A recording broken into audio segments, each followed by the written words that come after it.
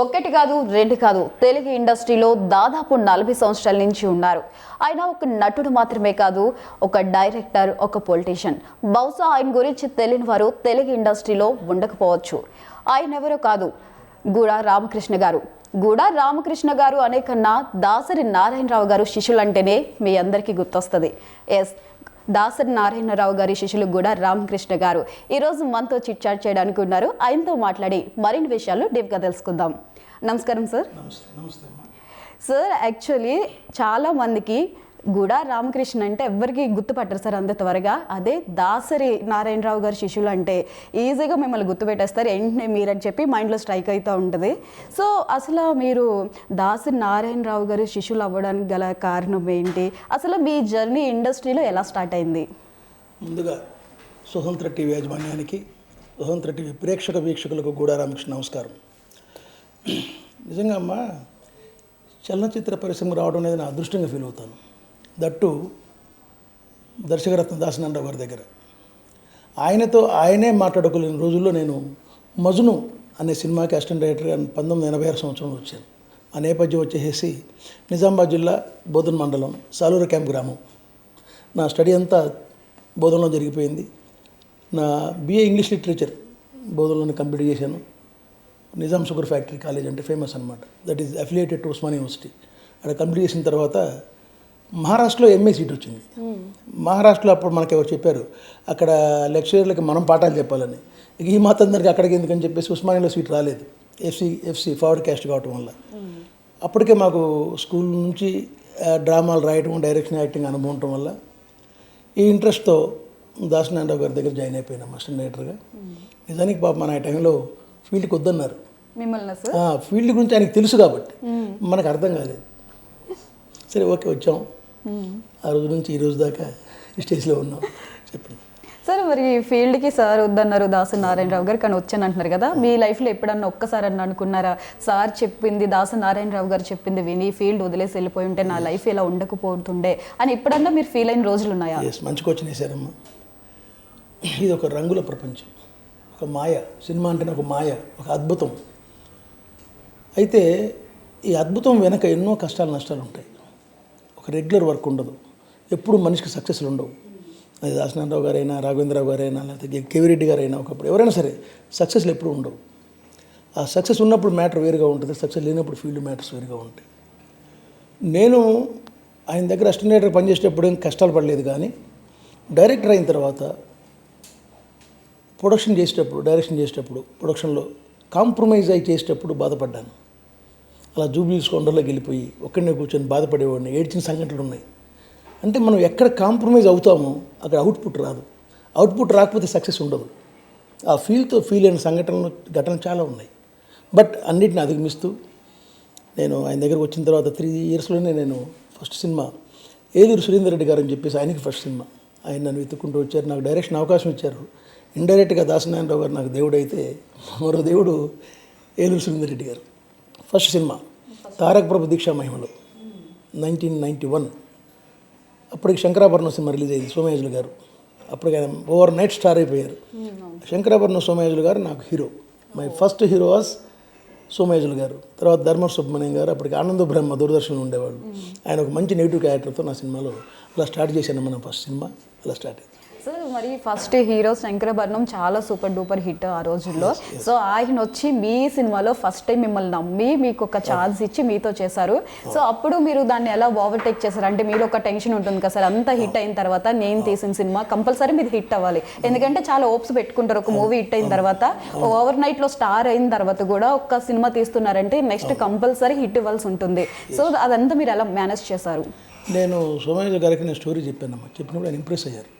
బాగుందండి, అయ్యప్ప మీద ఇంతకుముందు గొప్ప సినిమా వచ్చింది, ఆడియో వీడియో ఎవ్రీథింగ్ అంత పెద్ద హిట్ అయింది, కానీ ఇది మీరు వేరే యాంగిల్లో వెళ్తున్నారు, ఇది ఒక డిఫరెంట్గా ఉంటుంది సినిమా, చేద్దామని చెప్పేసి నాకు ఆయన పంచాడు. నెట్లో అయిపోయారు, చేశాను మా సినిమా.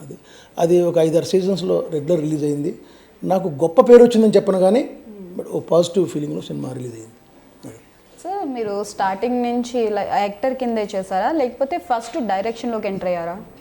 డైరెక్షన్ అసిస్టెంట్ డైరెక్టర్గా.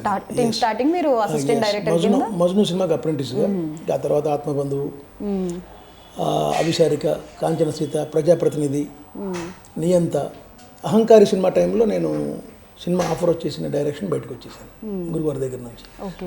యాక్చువల్గా ఆ టైంలో కూడా నేను వెళ్ళడానికి ఇష్టం లేదు, బట్ నా ఇంటెన్షన్, నా గోల్, నా ఎయిమ్ నాకు ఉంటుంది కాబట్టి నేను బయటకు వచ్చి డైరెక్షన్ చేస్తూ ఇక అలా అంటే ఒక సినిమా ఫస్ట్ సినిమా చేసిన తర్వాత కమర్షియల్గా పెద్ద సినిమా చేద్దామని నేను గ్యాప్ ఇచ్చాను. గ్యాప్ ఇస్తూ దూరదర్శన్కి షార్ట్ ఫిల్మ్ చేసుకుంటూ పోయాను. ఉదయ్ భాను ఇంట్రడ్యూస్డ్ బై మీ. అట్లా అది చేసుకుంటూ వెళ్తూ గ్యాప్లో తర్వాత మళ్ళీ పెళ్ళం వచ్చింది సినిమా, సుమన్ హీరో సుమన్ గారు, ముగ్గురు హీరోయిన్లు, ఆల్ కాంపిటీషన్స్ పెట్టి ఆ సినిమా చేసిన. అది 4 weeks ఆడింది. అది నాకు కొంచెం పేరు వచ్చింది, బాగానే పర్లేదు. ఇక అట్లా కంటిన్యూ అయింది మన లైఫ్. సార్, దాసరి నారాయణ గారితో వర్క్ చేసేటప్పుడు మీ రిలేషన్ ఎలా ఉండేది సార్ తోటి? ఎలా చూసుకునేవారు మిమ్మల్ని? ఆయన స్టాఫ్నమ్మ నిజం చెప్పాలంటే సొంత పిల్లలా చూసుకునేవాళ్ళు. ఆయనకి ఆయన వర్క్ ఎక్కువ, ప్రొఫెషన్స్ ఎక్కువ ఆయనకి.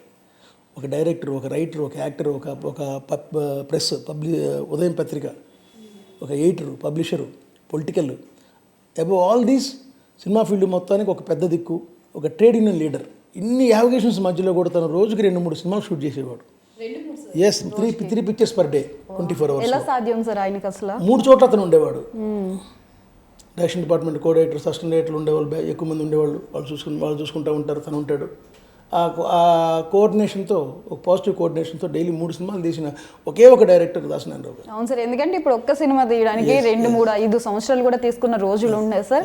అలాంటిది ఒకే డైరెక్టర్ 3 సినిమాలు ఒక్క రోజులో, హౌ ఈజ్ పాసిబుల్ సార్? ఆయన ఏమంటానంటే, మేము పనిచేసేవాడిని కాదు కానీ నేను చూసే ఒక అద్భుతం, ఒక హ్యూమన్ కంప్యూటర్.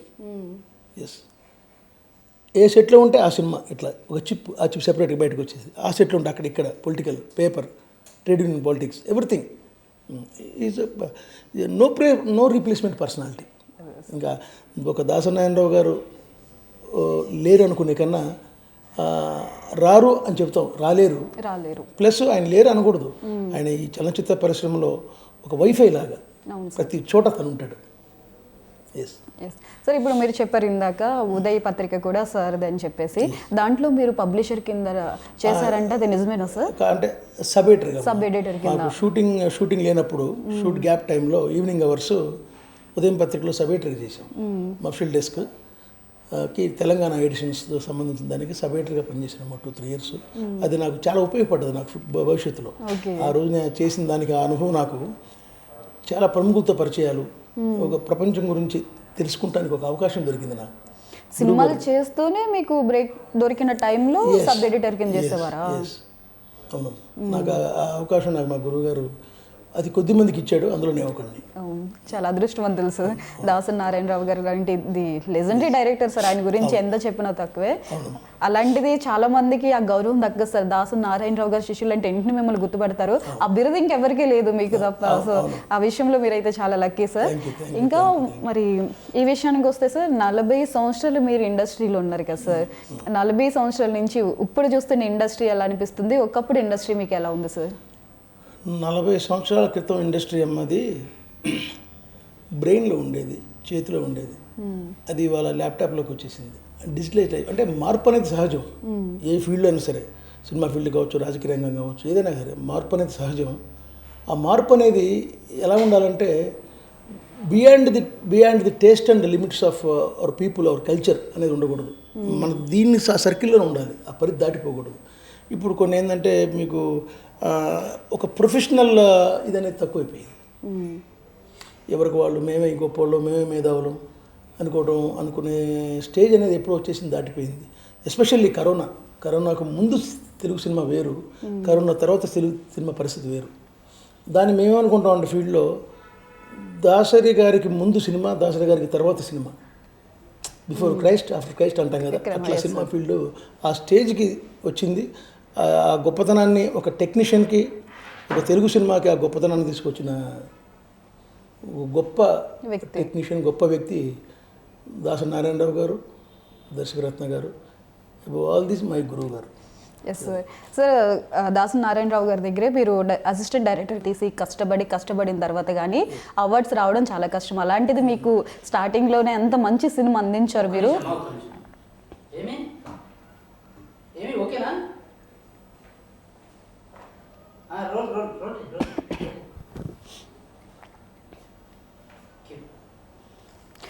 సార్ చాలా మందికి ఎంతో కష్టపడితేనే కానీ అవార్డ్స్ అనేవి దక్కడం చాలా అరుదు.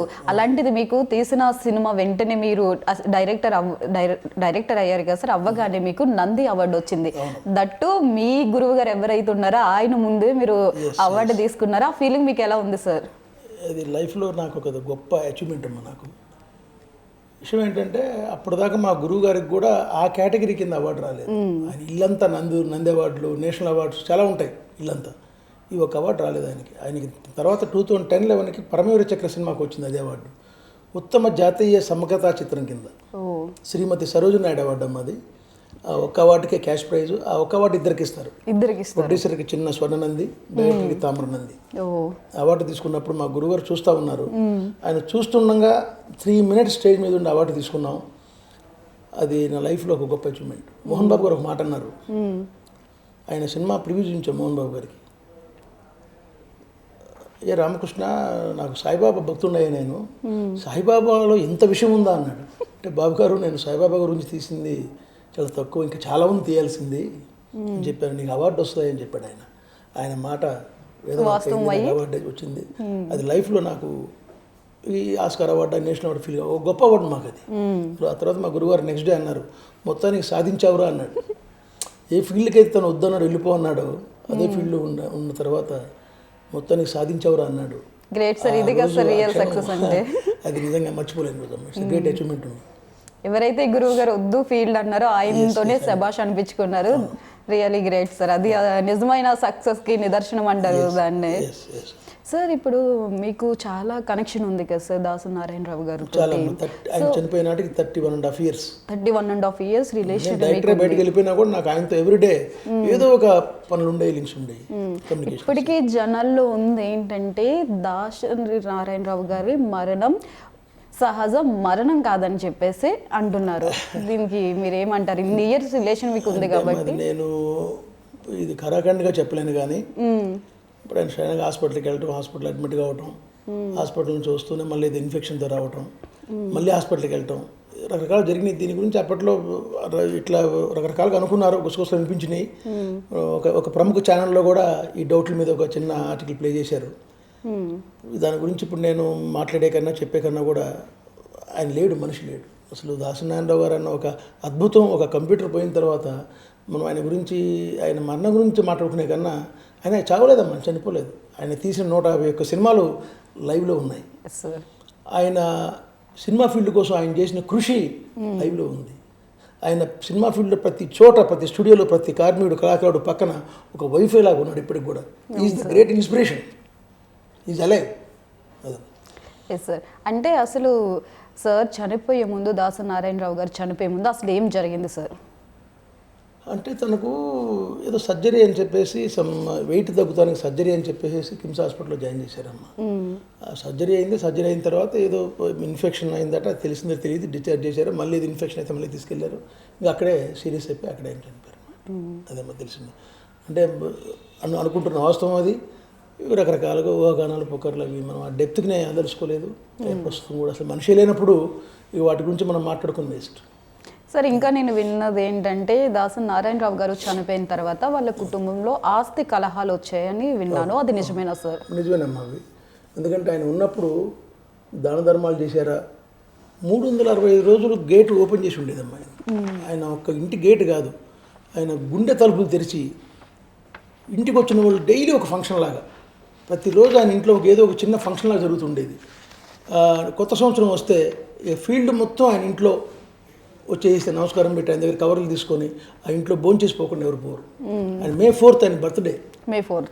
అది May 4th అనేది మాకు సినిమా ఫీల్డ్లో ఒక పండగ. దాసరి నారాయణరావు గారి బర్త్డే అనేది ఒక పండగ సినిమా ఫీల్డ్కి. ఆ రోజు నిజంగా తిండి ఉన్న కార్మికుడు, కళాకారుడు, లేని కళాకారుడు కూడా కడుపు నిండా 3 పూటలు తినేవాళ్ళు.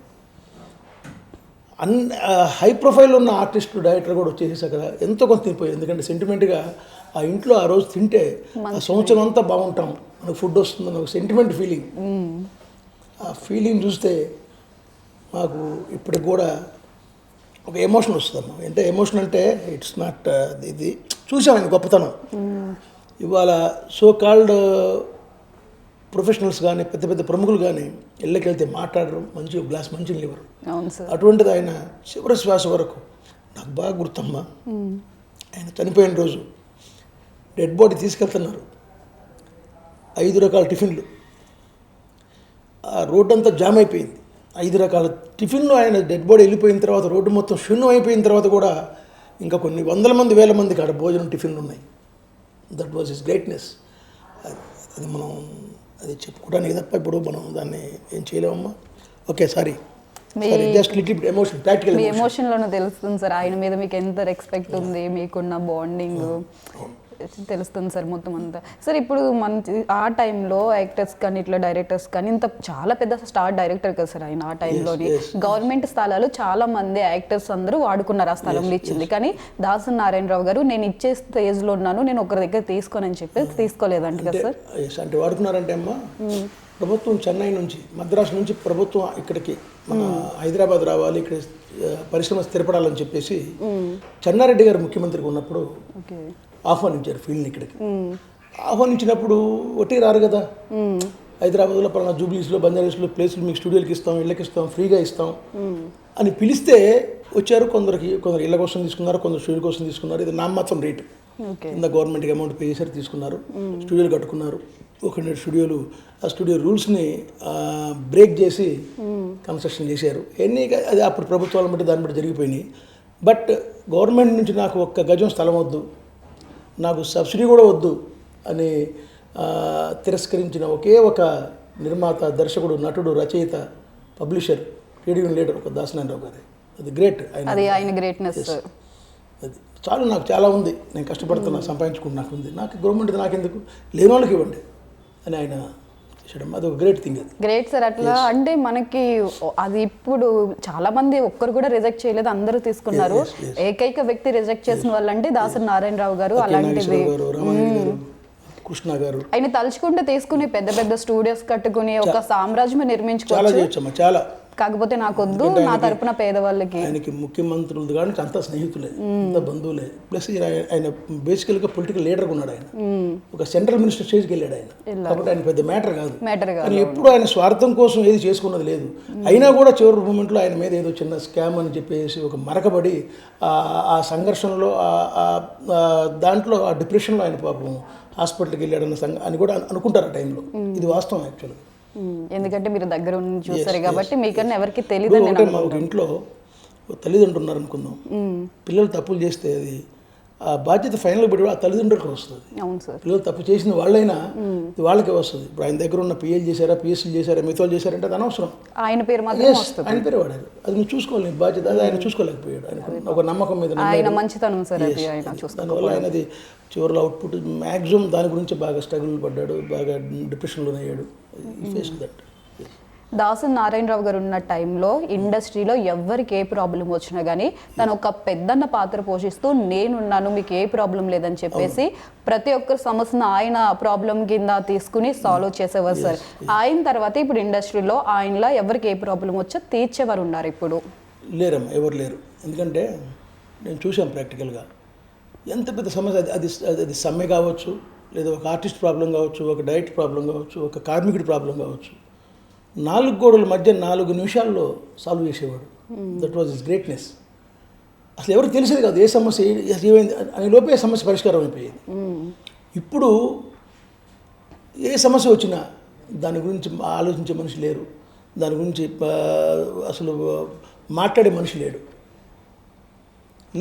ఆ లీడర్షిప్ లేదు, ఆ పెద్ద దిక్కు లేరు. అనుకుంటారు కొంతమంది పేర్లు మనం అనుకోవాలి.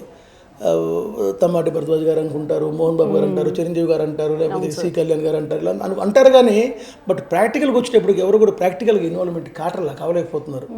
కారణం ఏంటంటే ఆ సమస్యని పరిష్కరించేంత ఆ మేధస్సు, ఆ లీడర్షిప్ క్వాలిటీ, లేదా ఆ మనస్సు, ఆ చాకచక్యం అవన్నీ లేకపోవటమా, లేదా ఈ రిస్కులు మాకెందుకు అని అనుకోవటం వల్ల ఎవరు ఆ ప్లేస్ని ఫిలప్ చేయలేకపోతున్నారు. నాకు తెలిసి బహుశా ఫిలప్ చేయలేరు, భవిష్యత్తులో కూడా అది ఫిలప్ కాదు. సార్ నేను నారాయణరావు గారు మూవీ ఒకటి చూసాను, సూరిగాడు. ఆ మూవీ చూసినప్పుడు నాకు ఏమనిపిస్తుంది అంటే సార్, ఇంత మంచి యాక్టర్ అనిపిస్తుంది సార్. అంటే ఆయనకి ఎలా సాధ్యమైంది సార్? ఓ పక్క యాక్టింగ్, ఓ పక్క డైరెక్షన్, ఓ పక్క పాలిటిక్స్, ఇవన్నీ ఎలా సాధ్యం సార్? అంత మీరు అంత క్లోజ్గా చూసారు కదా సార్, అసలు ఎలా మేనేజ్ చేసేవారు సార్? అంటే ఆయన ఊహో తెలిసినప్పటి నుంచి కూడా డ్రామాలు, నాటకాల నుంచి వచ్చాడు. Is from drama, is from stage. ఆయనే నాటక రచయిత, ఆయనే సంభాషణ రచయిత, ఆయనే యాక్టర్, ఆయనే డైరెక్టర్, ఆయనే producer, everything. But all these ఆయన ఒక బేస్లెస్ ప్లేస్ నుంచి వచ్చాడు. ఒక పూర్ ఫ్యామిలీ, ఒక కష్టాలు, ఎక్కువ మంది సభ్యులు ఉన్న ఇంట్లో ఒక కష్టాలు నష్టాలు చూసినవాడు, కష్టపడి పార్ట్ టైం జాబ్ చేసుకుంటూ చదువుకున్నాడు. ఇవన్నీ చూశాడు కాబట్టి వాటి విలువ, వాటి వాల్యూ ఆయనకు తెలుసు. కాబట్టి సినిమా ఫీల్డ్లో ఎవరైనా కష్టాల్లో ఉన్నారంటే అది విద్యార్థులు కావచ్చు, కళాకారులు, సాంకేతిక ఎవరైనా కావచ్చు, వాళ్ళకి తను జేబులోంచి, తన ఇంట్లోంచి ఎన్ని దాన ధర్మాలు చేశాడో అది మేము చూసాం కళ్ళతో. ఇప్పటికి కూడా ఆయన పేరు మీద కొన్ని కాలేజెస్ ఉన్నాయి. DNR women college Palakollu, Eluru, హైదరాబాద్లో కూడా కొన్ని స్కూల్స్కి, వాటికి ఇప్పుడు కూడా ఆయన నాకు తెలిసి ఇప్పటికీ కాస్త కూస్త ఫండ్స్ ఏదో విధంగా వెళ్తున్నట్టుంది. నిజం చెప్పాలంటే ఆయన ఉన్న మూవీలో హీరో యాక్ట్ చేసినా కానీ మొత్తం స్క్రీన్ ప్రెజెన్స్ అంతా సార్ మీద ఉంటుంది సార్. ఎందుకంటే ఆయన చేసే ఒక్కొక్క క్యారెక్టర్ ఎలా ఉంటుందంటే జీవిస్తారు, యాక్ట్ చేయడం కాదు, క్యారెక్టర్లో జీవిస్తారు. ఎమోషనల్ సీన్స్లో అయితే ఇంకా మనం చూస్తున్నప్పుడు మనం ఇన్వాల్వ్ అయిపోయి మన కళ్ళ ముందే జరుగుతుంది అన్నట్టు మనం కూడా ఏడ్ చేస్తాం సార్. అంత బాగా జీవిస్తారు సార్ ఆయన. we belongs to India. Indians, sentiment. India means sentiment. Sentiment part అంతే. ఆయన వచ్చింది కూడా ఒక మధ్యతరగతి కుటుంబం నుంచి, సెంటిమెంట్ నుంచి వచ్చాడు. ఒక అక్క, తమ్ముడు, చెల్లెలు, ఇది ఫ్యామిలీస్ నుంచి, స్ట్రగుల్స్ నుంచి, ఆ ప్రేమలు, ఆ బంధాల నుంచి వచ్చిన మనిషి కాబట్టి ఆయన సినిమాలన్నీ మ్యాక్సిమం ఆ సెంటిమెంట్ మీద ఆధారపడి ఉంటాయి. ఆయన సినిమాలో ఆర్టిస్టులు కనపడరు, కథ కనపడుతుంది, కథ కనిపిస్తుంది సార్. సమాజంలో మన ఇంటి చుట్టుపక్కల ఉన్న క్యారెక్టర్స్ కనపడతాయి లైవ్లో. ప్రతి మనిషి తన సినిమాలో ఉన్న క్యారెక్టర్స్ని ఐడెంటిఫై చేసుకునేవాడు. అరే ఇది ఇన్సిడెంట్ మా ఇంట్లో జరిగింది కదా, ఇది ఎదురింట్లో జరిగింది. అది that's why got success. And finished 151 movies, 151 సినిమాల సృష్టికర్త, వరల్డ్ రికార్డ్. అది ఇంకెవరు చేయలేరు. ఆ ఎఫర్ట్ అనేది ఎవరు చేయలేరు భవిష్యత్తులో. అంతే, ఆయనకి చెల్లింది, అది ఆయనకే సాధ్యమైంది. సార్ ఇప్పుడు చూసుకున్నట్టయితే ఇండస్ట్రీలో చూసుకున్నట్లయితే చాలా ఎక్కువ క్యాస్ట్ ఫీలింగ్ అనేది చాలా ఎక్కువ ఉంటుంది. అది నిజంగానే ఉంటుంది సార్. ఎందుకు అడుగుతున్నానంటే ఈ క్వశ్చన్ నేను మిమ్మల్ని, మీ పేరు అసలు కూడా రామకృష్ణారెడ్డి, కాకపోతే మీరు ఎక్కడ రెడ్డి అని చెప్పి మెన్షన్ చేయలేదు. కూడా రామకృష్ణ గారు ఇదే రెడ్డి అని ఎందుకు మెన్షన్ చేయట్లేదు సార్? ఎందుకంటే ఇప్పుడు లేనులు కూడా ఆ క్యాస్ట్ తెచ్చుకుని పేరు పక్కన అనేది పెట్టుకుంటున్నారు, కానీ మీరు ఉన్నది తీసేస్తారు. కారణం నాకు మొదటి నుంచి కూడా క్యాస్ట్ ఫీలింగ్ లేదమ్మా. నాకు నా స్కూల్ లైఫ్లో కూడా నా ఫ్రెండ్స్ అంతా కూడా బ్రాహ్మిన్స్ ఉండేవాళ్ళు, చౌదరీస్ ఉండేవాళ్ళు, ఈ హరిజనులు, గిరిజనులు ఉండేవాళ్ళు. లేదు, ఫీలింగ్ లేదు. ఎస్పెషల్లీ దాసనారాయణ గారి దగ్గరికి వచ్చిన తర్వాత నేను చూసిన గ్రేట్ క్వాలిటీ ఏంటంటే ఆయన ఏ క్యాస్ట్ నాకు అనవసరం. అసలు ఆయన దగ్గర క్యాస్ట్ ఫీలింగ్ లేదు. సినిమా ఫీల్డ్లో క్యాస్ట్ ఫీలింగ్ లేకుండా కుల మత వర్గరహితంగా అందరినీ చేరదీసి అందరికీ పని కల్పించిన ఒకే ఒక మనిషి దాసనారాయణ గారు. ఆయన నాకు ఇన్స్పిరేషన్. నన్ను రామకృష్ణ పిలిచేవాడు. అట్లా నా పేరు రామకృష్ణ పడిపోయింది. రెడ్డి అనే విషయం మర్చిపోయాను. ఫీల్డ్లో కూడా రామకృష్ణనే అట్లా పడిపోయింది ముద్ర. నేను రెడ్డినా, రావునా, చౌదరినా తర్వాత అది మర్చిపోయింది అన్నది. దానికి కారణం ఆయనే, ఇన్స్పిరేషన్ ఆయనే సార్. Yes sir. ఇప్పుడు మరి చూసుకున్నట్టయితే ఇప్పుడు ఇండస్ట్రీలో మనకి క్యాస్ట్ ఫీలింగ్ అనేది ఇంకా ఉందా? ఉందమ్మా, అది ఎప్పుడూ ఉంటుంది. ఎస్పెషల్లీ మన తెలుగు రాష్ట్రాల్లో క్యాస్ట్ ఫీలింగ్ అనేది ఎప్పుడూ ఉంటుంది. అది సినిమా ఫీల్డ్లో ఉంటుంది, రాజకీయాల్లో ఇంకా ఎక్కువ ఉంటుంది. క్యాస్ట్ బేస్ చేసుకునే మంత్రులు అయ్యారు, ఎమ్మెల్యేలు అయ్యారు, ముఖ్యమంత్రులు అయ్యారు. సినిమా ఫీల్డ్లో కూడా క్యాస్ట్ బేస్ చేసుకునే కొంతమంది హీరోలు, డైరెక్టర్లు, ప్రొడ్యూసర్ రకరకాలుగా నడుస్తూ ఉంటాయి. అది మన ఇప్పుడు కాదు, అది కొన్ని వందల సంవత్సరాలుగా మన బ్లడ్లో జీర్ణించుకుపోయింది. అది ఎవరికి వారిగా ఒక ఇండివిజువల్గా మార్పు రావాలి తప్ప, ఒక సంస్కరణ మార్పు రావాలి తప్ప, ఒక ఎవరో వచ్చి చెప్తేనో, దాసనారాయణ గారు చెప్తేనో, లేకపోతే ఇంకొకరు చెప్తేనో వచ్చేది కాదమ్మా. అది ఎవరికి వారిగా మార్పు రావాలి. మన కులం, మతం అంతా ఒకటే, మనం అంతా ఒకటే అన్న ఫీలింగ్ అనేది ప్రతి ఒక్కరికి రావాలి తప్ప అది ఒకటి చెప్తే వచ్చేది కాదు. సార్ ఇప్పటికి కూడా మీరు నారాయణరావు గారు ఫ్యామిలీతో టచ్లో ఉన్నారా సార్? అవునానమ్మా. వాళ్ళు పిల్లలు పెద్ద బేరన్ కుమార్ ప్రభు వాళ్ళ సిస్టర్స్ అందరూ కమ్యూనిటీ ఉంటుంది తక్కువ. ఆయన లేని ప్లేస్ మాకు అర్థం శూన్యం. అవును సార్. చాలాసార్లు అలా కారు అలా తిప్పి అలా ఇంటి ముందుకు వెళ్తాం, చూస్తాం, అక్కడ ఏం అర్థం కాదు, ఏదో శూన్యం, ఏదో వెలితి. ఎవరున్నారు ఇంట్లో తెలియదు, ఆ చప్పుడు ఉండదు, సెక్యూరిటీ వాళ్ళు ఎవరు ఉండరు అక్కడ, మళ్ళీ తిరిగి వస్తాను అట్లా ఫీల్ అట్లా వెళ్ళిపోద్ది, చేతులు అట్లా వెళ్ళిపోతాయి అంతే ఇంటి దగ్గరికి.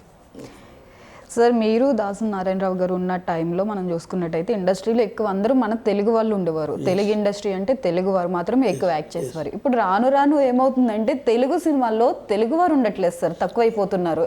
హీరోయిన్స్ కానీ వీళ్ళందరూ బయట నుంచే తీసుకుంటున్నారు. అంటే దీన్ని మీరు ఎలా చూస్తారు సార్ అసలు? అంటే ఏం లేదమ్మా, అంటే కళాకారులు అనేవాళ్ళు యూనివర్సల్గా ఎవరైనా ఒకటే, తెలుగు వాళ్ళైనా హిందీ వాళ్ళైనా ఇంగ్లీష్ వాళ్ళైనా కళాకారులే. మనం వెళ్ళి అమెరికాలో యాక్ట్ చేయొచ్చు, అమెరికా వాళ్ళు వచ్చి ఇక్కడ చేయొచ్చు, హిందీ వాళ్ళు హాలీవుడ్ వాళ్ళు ఇక్కడ చేయొచ్చు, మనం తమిళ్ చేయొచ్చు. అయితే మార్పు, కొత్తదనం అనేది ఎప్పుడు ప్రేక్షకుడు కోరుకుంటాడు, మార్పు అనేది కోరుకుంటాడు కంపల్సరీ. ఆ మార్పులో భాగంగానే హిందీ ఆర్టిస్టులు, తమిళం నుంచి కొంతమంది ఆర్టిస్టులు, మలయాళం నుంచి, కన్నడ నుంచి రావడం జరుగుతుంది. దాన్ని మనం కొంతవరకు యాక్సెప్ట్ చేయాలి. అయితే కంప్లీట్గా ఇక్కడ తెలుగు వాళ్ళకి అసలు అవకాశాలు లేకుండా చేసి, తెలుగు వాళ్ళకి లేకుండా చేసి వాళ్ళకి ఇంపార్టెన్స్ ఇచ్చి, ఇక్కడ తెలుగు వాడికి రూపాయి ఇస్తే వాళ్ళకి 3 రూపాయలు ఇచ్చేసి, అంటే పొరిగింటి పుల్లకూర రుచి అన్నట్లు అట్లా జరిగింది, బాగా జరిగింది. అది ఆ డామినేషన్ కూడా అయిపోయింది. చాలా సార్లు అది వివాదం కూడా అయింది. కోటేశ్వర లాంటి వాళ్ళు ఛాంబర్ ముందు స్ట్రైకులు చేశారు, సాధించారు, అయింది. అయితే ఆ మార్పు అనేది ఇప్పుడిప్పుడు సినిమా మారిన కొద్దీ ఇప్పుడు తెలుగు వాళ్ళు కొంచెం హీరోయిన్లు కానీ, లోకల్ ఆర్టిస్టులు కానీ, తెలుగు వాళ్ళకి కొంచెం అవకాశాలు ఎక్కువ వస్తున్నాయి. ఇప్పుడు చూడండి, మీరు ఇప్పుడు వస్తున్న సినిమాల్లో కొంచెం హిందీ వాళ్ళు పరభాషా నటులు తక్కువయ్యారు. అంటే వాళ్ళకి ఏంటంటే వాళ్ళకి తెలియదు, వాళ్ళకి భాష రాదు, ఆ భావం తెలియదు, వాడు ఏం చెప్తున్నాడో తెలియదు, వాడు చెప్తే నవ్వాలో తెలియదు, ఎడవలో తెలియదు. కానీ ఒక మార్పు, ఆ మార్పులో భాగంగా జరిగిపోయింది. ఇది మళ్ళీ తిరిగి మన తెలుగు వాళ్ళకి ఎక్కువ అవకాశాలు వస్తున్నాయి, దానికి మనం సంతోషపడాలి. At the same time cinema కూడా తన రూపురేఖలను మార్చుకుంది. ఒకప్పుడు సిల్వర్ స్క్రీన్, వెండి తెర ఒక్కటే సగటు మనిషికి వినోద కేంద్రం. ఆ తర్వాత శాటిలైట్ వచ్చింది, టీవీ వచ్చింది, టీవీ తర్వాత కరోనా తర్వాత ఈ ఫోన్లు స్టార్ట్ అయినాయి, ఆండ్రాయిడ్ ఫోన్ మీరు ఆన్ చేస్తే ప్రపంచం మీ కళ్ళ ముందు ఉంటుంది. సినిమాలో లేని ఎన్నో అద్భుతాలు, లేకపోతే వికారమైనవి, whatever it is, Android ఫోన్లో మీకు ప్రపంచం వివిధ రూపాల్లో కనపడుతుంది. సినిమాకి వెళ్తే ఆడ కొంతవరకు కనపడుతుంది, ఆ సినిమా కథ మీకు నచ్చదు, ఆల్రెడీ చూసుంటాడు, రకరకాల బోరు కొట్టో వాడు ఆ ఫోన్ అంటుకుంటున్నాడు తప్ప సినిమా థియేటర్ పోలేకపోతున్నాడు. ఇప్పుడు మూవీ మేకింగ్ వీడియోస్ కూడా మనకు వచ్చేస్తున్నాయి సార్, రా ఫుటేజ్ చూస్తున్నాం. సీక్రెసీ ఆఫ్ ది మేకింగ్ అనేది తెలిసిపోయింది. ఒకప్పుడు సినిమా స్టూడియో చెన్నైలో ఉన్నప్పుడు స్టూడియో 4 గోడల మధ్య ఉండేది. అదే ఇక్కడ ఏదో సినిమా అద్భుతం అక్కడ లోపల తయారవుతుంది అనుకునేవాళ్ళు. అది రాను అది బజార్ల మీదకి వచ్చింది సినిమా మేకింగ్ అనేది. బాపు గారు, దాసనారాయణరావు గారే. ఒక్క గోదావరి గట్టు ఒడ్డున దాసనారాయణరావు గారు చిల్లరకొట్ట చిట్టమ్మ సినిమా తీసాడు, ఒక 2 గుడిసెల్లో. బాపు గారు సినిమా సాక్షి మొత్తం కొబ్బరి చెట్లు, ఆ గోదావరి ఒడ్డుని తీశారు. అంటే చేంజ్, మార్పు, ఆ సబ్జెక్టు దగ్గర లొకేషన్స్, వాస్తవికత ఇవన్నీ ప్లేస్మెంట్ చేసుకున్న తర్వాత సినిమా సీక్రెసీ అనేది బయటకు వెళ్ళిపోయింది. ఒకప్పుడు ఒక లగ్జరీ కార్లు, ఒక లగ్జరీ బంగ్లా అంటే అప్పట్లో నవల్లో రాసేవాళ్ళు. అలా జూబ్లీ హిల్స్ కొండల్లో ఒక ప్రముఖ వ్యాపారవేత్త నవల్లో ఉండేది. ఇవాళ జూబ్లీ హిల్స్ కొండల్లో ప్రముఖులు వాళ్ళు కాదు, మామూలు కామన్ మ్యాన్ ఉంటున్నాడు. మారిపోయింది, కాలం మారిపోయింది. సినిమా వాడే ఒకప్పుడు లగ్జరీ కార్ మెయింటైన్ చేసేవాడు, ఇవాళ కామన్ మ్యాన్ కూడా ఒక లగ్జరీ కార్ మెయింటైన్ చేస్తున్నాడు. అంటే the strategy of the living అనేది మారిపోయిన తర్వాత సినిమాకి ఒక వాల్యూ తక్కువైంది, దాని ఆదరణ తక్కువైంది. కారణాలు కూడా చాలా ఉన్నాయమ్మా. ఈ థియేటర్లో టికెట్ రేట్లు కావచ్చు, లేకపోతే క్యాంటీన్లో స్నాక్స్ ప్రైస్లు కావచ్చు, ఈ రకరకాల వాటి వల్ల టికెట్ రేట్లు పెరిగిపోయి కామన్ మ్యాన్కి సినిమా దూరం అయిపోయిందా మా సినిమా వాళ్ళే చేశారంటే అది ఇక గుడ్డు ముందా అంటే మనం చెప్పలేము. విత్తనం ముందా చెట్టు ముందా అంటే అది ఎవరికి వాళ్ళకి తెలుసు అంతే. సార్ మీరు డైరెక్షన్ చేసేవారు కదా, ఇప్పుడు చేస్తున్నారా డైరెక్షన్ లేదా ఆపేశారా? మా డైరెక్షన్లో కొంచెం బ్రేక్ ఇచ్చాను, ఒక ఆర్టిస్ట్గా కొంచెం బిజీగా చేస్తున్నా క్యారెక్టర్. ఎందుకు సార్, ఎందుకు ఆపేశారు? బెస్ట్ అవార్డు కూడా, నంది అవార్డు కూడా వచ్చింది. మేము కాంప్రమైజ్ కాలేము. ఆ టైంలో క్రిష్ అని ఒక డైరెక్టర్ నాకు చిన్న పని మీద వెళ్తే తను మా సినిమాలో క్యారెక్టర్ చేస్తానని చెప్పేసి క్యారెక్టర్లో దింపేసాడు. చుట్టూ ఉన్న అందరూ సార్ మీరు చేయండి, పర్సనాలిటీ ఉంది బాగా, మీ పర్సనాలిటీ వాళ్ళు ఎవరు లేరు ఇప్పుడు, విజయప్రకాష్ రెడ్డి, సత్యనారాయణ అందరూ వాళ్ళంతా ఇదైపోయింది, చేయమని అందరూ ప్రోత్సహించడం వల్ల ప్రముఖ డైరెక్టర్లందరినీ కలిసి అడిగాను, చేయండి మీ దగ్గర క్యారెక్టర్లు ఇస్తా ఉన్నారు, దాని దగ్గర పడుతున్నాయి. కానీ నేను అనుకున్న సక్సెస్ రాలేదు నాకు. ఇప్పుడు ఒక 70-80 సినిమాలు చేశాను. ఈ సినిమా ఈ క్యారెక్టర్ నాకు బాగా పండుతుంది, ఆడుతుంది, పెద్ద క్యారెక్టర్ చేశాను అనే సినిమా ఫ్లాప్ అయినాయి. ఏదో నామాత్రంగా చేసిన సినిమా క్రాక్ లాంటి సినిమాలు హిట్ అయినాయి. చలో, క్రాక్ ఇవన్నీ మంచి క్యారెక్టర్లు చేశాను, చిన్న క్యారెక్టర్స్ హిట్ అయినాయి. పెద్ద క్యారెక్టర్ చేసిన సినిమాలు నర్తనశాల, జయప్రకాష్ రెడ్డికి బహుమతిగా ఒక భార్య పిల్ల పెద్ద క్యారెక్టర్ చేసాం, ఆ సినిమా మార్నింగ్ షో అవుట్. అంటే సక్సెస్ అనేది నేను అనుకున్నంత రాలేదు, బట్ పాజిటివ్గా ఉన్నాను. ఫీల్డ్లో నాకున్న పరిచయాలు కావచ్చు, లేదా మా గురువుగారి ఆయన ఇంప్రెషను, మన మంచితనం, మా మాట, వాట్ ఎవర్ ఇట్ ఈస్, మొత్తం క్యారెక్టర్ చేసి ఇప్పుడు కూడా ఫౌజీ చేస్తున్నా. ఫౌజీ ప్రభాస్ గారిది, అనురాగపూడి, సీతారామ సినిమా డైరెక్టర్, అది చేస్తున్నాను. నిన్ననే ఉస్తాద్ భగత్ సింగ్లో ఒక ఎమ్మెల్యే క్యారెక్టర్ చేశారు. అవునా సార్? నిన్న అక్కడ మేకప్ వేసుకున్నా, ఇవాళ అక్కడ మళ్ళీ మీరు మేకప్ వేశారు. ఇంకొక 5-6 సినిమాలు కమిట్మెంట్లు ఉన్నాయి. 5 సినిమాలు అన్ని టాప్ హీరోస్తోనే చేస్తున్నారు. చిన్న చేస్తాను, కొత్త సినిమాలనే. మనకి సినిమా అనేది సినిమానే, పెద్ద సినిమా చిన్న సినిమా. ఒక్కొక్కసారి చిన్న సినిమా అనుకున్నది పెద్ద హిట్ అవుతుంది. అవును సార్, పెద్ద సినిమా అనుకుంటాం. ఫర్ ఎగ్జాంపుల్ పాపం రాజేశాబు ఒకసారిగా ప్రభాస్ గారిని ఆకాశం నుంచి ఎక్కడికో రేంజ్ తగ్గిపోయింది అంటే నో ప్రాబ్లం. సరే, ఎందుకు సార్ అంటే ఇప్పుడు చాలా తక్కువ బడ్జెట్తో తీసి ₹1,00,00,000 50 లక్షలతో తీసిన చిన్న సినిమాలు కూడా ఇప్పుడు సూపర్ డూపర్ హిట్లు అవుతున్నాయి. అంత పెద్ద ఎక్స్పెక్టేషన్స్, అంత పెద్ద స్టార్తో తీసిన సినిమాలు కూడా ఫ్లాప్ అవుతున్నాయి. ఎందుకు సార్? ఏం లేదమ్మా, అక్కడ అది సబ్జెక్ట్లో ఒక ఎంచుకున్న కథలో ఒక నవ్యత, ఒక నాణ్యత. ఏ సినిమా అయినా సరే చూడండి మీరు, హిందీ కానీ, తెలుగు, తమిళ, కన్నడ ఏదైనా సరే, వేరే ఫారిన్ వెస్టర్న్ లాంగ్వేజ్ సినిమా కూడా మీకు ఆ కథలో ఒక నవ్యత ఉంటే, నాణ్యత ఉంటే చూస్తారు. అది తెలుగు సినిమా, హిందీ సినిమా చూడరు. రొటీన్ సబ్జెక్ట్స్ అయితే చూడలేదు. అయ్యే చూద్దాం తర్వాత ఇది ఎలాగో టీవీలో ఓటీటీలో వస్తున్నారు. ఓటీటీ సినిమాకు కరోనా తర్వాత పెద్ద భయంకరమైన ఆల్టర్నేటివ్ ఓటీటీ. చాలామంది ఇప్పుడు చిన్న నిర్మాతలు ఓటీటీ బేస్ చేసుకుని సినిమాలు తీస్తున్నారు.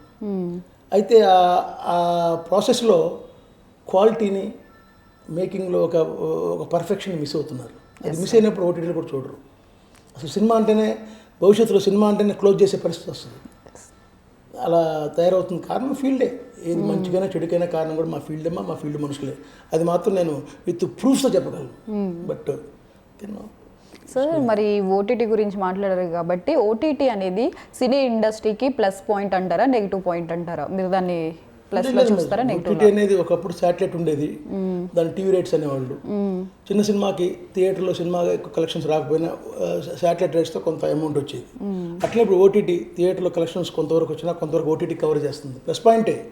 కాకపోతే వెండి తెరకున్న ఒక విలువ, సిల్వర్ స్క్రీన్ దానికి ఉన్న ఒక మ్యాగ్నెటిక్ పవర్ అనేది మీకు ఏ స్క్రీన్ మీద రాదు. ఆ స్క్రీన్ ఆదరణ ఎప్పుడు తగ్గదు, తగ్గిపోతుంది. ఎందుకంటే ఈ కొంతమంది కొన్ని సినిమాలే ఆ థియేటర్లు వాళ్ళ చేతుల్లో ఉండటం, లేదా థియేటర్లో వాళ్ళ సినిమాలు వేయటం, చిన్న సినిమాలకు ఆ థియేటర్లు ఇవ్వకపోవటం, ఈ తీసే చిన్న సినిమాల్లో కొంత క్వాలిటీ ఉండకపోవటం, ఒక ప్రొఫెషనలిజం కరువు కావటం, ఈ రకరకాల కారణాల వల్ల థియేటర్కి జనం దూరం అయ్యారు, మ్యాక్సిమం అయ్యారు, ఇంకా అవుతారు. ఇవన్నీ మిస్ చేయకపోతే, ఇవన్నీ అవాయిడ్ చేయకపోతే ఇంకా అసలు థియేటర్కి జనం అనే వాళ్ళు భవిష్యత్తులో పోరు. ఏదో ఆ మల్టీప్లెక్స్లు కొన్ని తప్ప. సార్, మీరు రీసెంట్గా పాలిటిక్స్లోకి కూడా ఎంటర్ అయినట్టు, బీజేపీలో జాయిన్ అయినట్టు తెలుస్తుంది. పాలిటిక్స్లోకి ఎంటర్ అవ్వాలని ఇంట్రెస్ట్ ఎలా వచ్చింది? రీసెంట్గా లేదమ్మా, నేను మా గురుగారు ఉన్నప్పుడు ఆయన ఇన్స్పిరేషన్తో నేను కాంగ్రెస్ ప్రచార కమిటీ చేశాను. కాంగ్రెస్లో రాజశేఖర్ గారు ఉన్నప్పుడు. ఇక ఆయన చనిపోయిన తర్వాత ఇంట్రెస్ట్ పోయింది. ఆ టైంలో నాకు లక్ష్మణ్ గారు, నాకు మిత్రులు, మాకు బీజేపీ లక్ష్మణ్ గారు, ఆయన ప్రచార కమిటీ చేస్తాను పోస్ట్ అంటే వెళ్ళాను, జాయిన్ అయ్యాను. అక్కడ నుంచి కంటిన్యూ అవుతున్నాం. ప్రెసిడెంట్లు మారిపోయినా, ప్రెసిడెంట్ రామచంద్రరావు గారు నాకు ఫ్రెండ్ అయినా, పెద్ద యాక్టివ్ లేకపోయినా మొత్తానికి ఒక పోస్ట్లో ఉన్నాం. అట్లేదో అప్పుడు వెళ్ళి కలుస్తుంటాం. పాలిటిక్స్లో అయితే ఉన్నారు, మొత్తానికి వదిలేదు. బీజేపీ ఇన్స్పిరేషన్ ఏంటంటే మోదీ గారు వచ్చిన తర్వాత ఆయన అమలు చేసిన కొన్ని కార్యక్రమాలు, అవి వరల్డ్ వైడ్గా, మన ఇండియాకి కాదు, వరల్డ్ వైడ్గా పేరు తెచ్చినాయి. మనం గొప్పగా చెప్పుకోవాలి, మైనస్ని మైనస్ చెప్పుకోవాలి. అలాగే మోదీ గారు కూడా కొంతమందిని గుజరాత్ వాళ్ళని కాపాడాడు, పెద్ద పెద్ద మ్యాగ్నెట్స్ని కాపాడు. అది ఒక మైనస్ కావచ్చు, బట్ కొన్ని అద్భుతాలు చేశాడు ఆయన. ఎన్నో చోట్ల ప్రపంచం ఇవాళ ఆయనకు ఒక స్టాండింగ్ ఓవేషన్ ఇస్తుంది మోదీ గారికి. That's why impressed about BJP. ఫర్దర్గా అంటే పాలిటిక్స్లో ఏమన్నా, ఫర్దర్గా మీకు ఏమన్నా కంప్లీట్గా పాలిటిక్స్లో వచ్చే ఆలోచన కానీ ఇంట్రెస్ట్ కానీ ఏమన్నా ఉందా సార్? ఏం లేదమ్మా, మా చివరి శ్వాస వరకు మాకు మెయిన్ ఫీల్డ్ సినిమా. పాలిటిక్స్ ఇవన్నీ సైడ్ ఉంటాయి. బట్ సినిమానే మా చివరి శ్వాస దాకా, సినిమానే మాకు లైఫ్. ఆ సినిమాలో ఉన్నాం కాబట్టే నేను ఇవాళ ఇక్కడ కూర్చొని మాట్లాడగలుగుతున్నా. సార్, ఫైనల్లీ మీలా సార్ వద్దన్నా కానీ, దాసరి నారాయణరావు గారు మిమ్మల్ని ఇండస్ట్రీకి వద్దన్నా కానీ మీరు ఇండస్ట్రీకి వచ్చి ఎవరైతే వద్దన్నారో ఆయనతోటే సభాష్ అనిపించుకునే రేంజ్కి మీరు వచ్చి ఈరోజు ఇండి సినిమాలు పెద్ద పెద్ద స్టార్స్తో కూడా మీరు యాక్ట్ చేస్తున్నారు. మీలా యంగ్స్టర్స్ ఇప్పుడు చాలామంది మూవీస్ మీద చాలా ఇంట్రెస్ట్ చూపిస్తున్నారు. అలా రావాలనుకున్న వాళ్ళందరికీ మీరు ఏం చెప్తారు? రావచ్చమ్మా, ఇక్కడ ఎవరికి అడ్డుకట్టలేదు, ఎవరి ప్రతిభకి అడ్డుకట్ట ఎవరు వేయలేరు. అలా అనుకుంటే ఒక దాసనాన్న కూడా వచ్చేవాళ్ళు కాదు. ఎవరి వర్త్ వాళ్ళది, వాళ్ళకి వెల్కమ్ ఆల్వేస్. ఎప్పుడు ఈ మహాసముద్రం సినిమా ఫీల్డ్ అనేది ప్రపంచ మహాసముద్రం. అందులో సినిమా ఫీల్డ్ ఇంకా పెద్ద మహాసముద్రం. ఈ సముద్రంలో ఎన్నో చిన్న చిన్న చేపలు ఉంటాయి, తిమింగలాలు ఉంటాయి, రకరకాల ఎవరైనా రావచ్చు, వాళ్ళ వర్తన నిర్మించుకోవచ్చు. కాకపోతే ప్రతి ఒక్కరు ఎవరికి వాళ్ళ ఒక డిసిప్లిన్, ఒక క్రమశిక్షణ ఇంపార్టెంట్.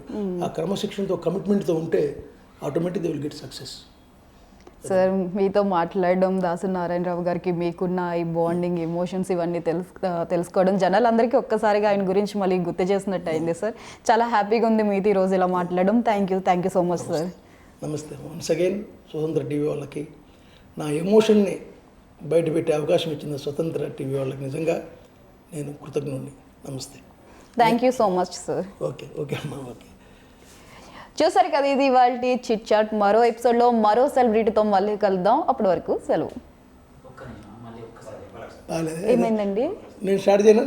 నేను అది మా గురువు గారిది స్వతంత్ర టీవీ. నేను థ్యాంక్స్ చెప్పాను సార్. నేను చివరిలో thank you so much sir. నమస్తే. చూసారు కదా, రామకృష్ణ గారు ఎంత చక్కగా మాట్లాడారో. దాసు నారాయణరావు గారితో ఉన్న ఆయన అనుబంధాలని, ఆయన ఎమోషన్స్ని అన్నిటిని కలిపి ఈరోజు మనతో పంచుకోవడం మనకి చాలా ఆనందంగా ఉంది. ఒక్కసారిగా దాసు నారాయణరావు గారిని మనందరికీ గుర్తు చేశారు ఈరోజు సార్. చాలా చక్కగా మాట్లాడి ఈరోజు మనతో చిట్ చాట్లో పార్టిసిపేట్ చేశారు. మరో సెలబ్రిటీతో మళ్ళీ కలుద్దాం. బాయ్.